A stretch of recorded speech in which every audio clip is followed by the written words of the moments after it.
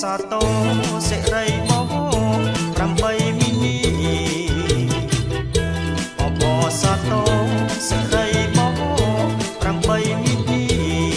ក៏រសត្រីមានសិទ្ធិស្មើគ្នាក៏រសត្រីមានសិទ្ធិស្មើគ្នាសម្រាប់នាងខ្ញុំសប្បាយចិត្តដែលខាងរាជរដ្ឋាភិបាលគាត់ផ្ដល់អត្ថប្រយោជន៍ល្អៗហើយនឹងលើកកម្ពស់ស្ត្រីខ្មែរយើងក្នុងនាមខ្ញុំជានារីមានអារម្មណ៍ថាសប្បាយចិត្តដែលក្រសួងការងារនិងរាជរដ្ឋាភិបាលផ្ដល់សិទ្ធិលើកកម្ពស់ស្ត្រីយើងដូចជាបុរសដែរចាខ្ញុំសប្បាយចិត្តធ្វើការងារសប្តាហ៍ថ្ងៃមិនថាបុរសមិនថាស្ត្រីសិទ្ធិស្មើគ្នាចាខាងក្នុងសង្គមយើងស្ត្រីយើងជួយការងារក្នុងគ្រួសារបានច្រើនមិនថាការងារផ្ទះឬក៏ការងារក្រៅវិស័យយើងគឺការងារគាត់អាចធ្វើបានស្មើភាពនឹងបុរសអត់ដូចពីមុនការងារខាងក្រៅអីវិស័យនៅតែផ្ទះធ្វើជាតួនាទីមេផ្ទះតែឥឡូវអត់ទេមនុស្សស្រីយើងចេញការងាររកស៊ីក្រៅដូចជាមនុស្សប្រុសដែរចូលដល់ក្នុងផ្ទះយើងមានការងារផ្ទះមើលការខុសត្រូវកូនការងារផ្ទះសវែងអញ្ចឹងការងារមនុស្សស្រីយើងគឺបានច្រើនទោះបីយើងមានផ្ទៃពោះក៏យើងនៅធ្វើការនៅរកចំណូលបានហើយណាមួយកន្លែងរោងចក្រសាពីណានេះគេអត់រើសអើងអ្នកមានផ្ទៃពោះគេអត់ដាក់សម្ពាធ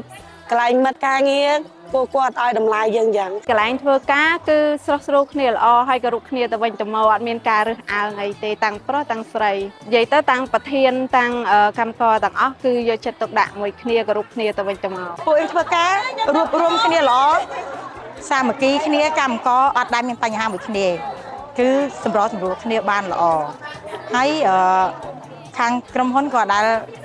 ផ្ដល់លំបាកដល់ពួកយើងដែរស្ត្រីយើងរឹងមាំអាចធ្វើបានមិនមែនធ្វើបានតែបុរសទេស្ត្រីក៏អាចធ្វើបានដែរការងារសង្គមការងារក្រុមគ្រួសារផងដូចជាចង្ក្រានជើងឆ្នាំងឬធ្វើការនៅក្នុងក្រុមហ៊ុន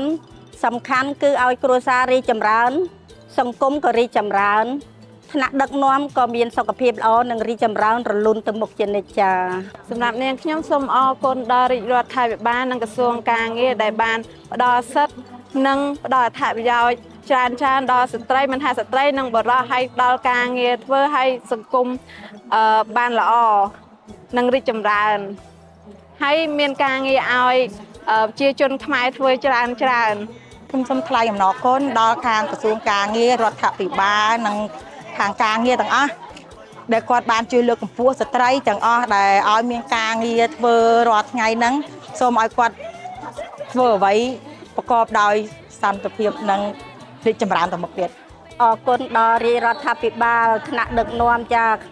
ហើយនឹងក្រសួងការងារទាំងអស់ពីព្រោះស្ត្រីមានតម្លៃដោយសារតែគាត់ថ្នាក់ដឹកនាំធំលើកកម្ពស់ឲ្យស្ត្រីមានក្នុងថ្ងៃនេះធ្វើបានសពបែបយ៉ាងអត់មានបញ្ហាទេបុរសក៏ធ្វើបានស្ត្រីក៏ធ្វើបានស្ត្រីមិនអាចទន់ខ្សោយបានទេឲ្យមានកម្លាំងពលកម្មនឹងធ្វើដោយបុរសបានចាអបអរសាទរខួបលើកទី114ទិវាអន្តរជាតិនារី8មីនាអបអរសាទរខួបទី114ទិវាអន្តរជាតិនារី8មីនាអបអរសាទរទិវាអន្តរជាតិនារី8មីនាអបអរសាទរទិវា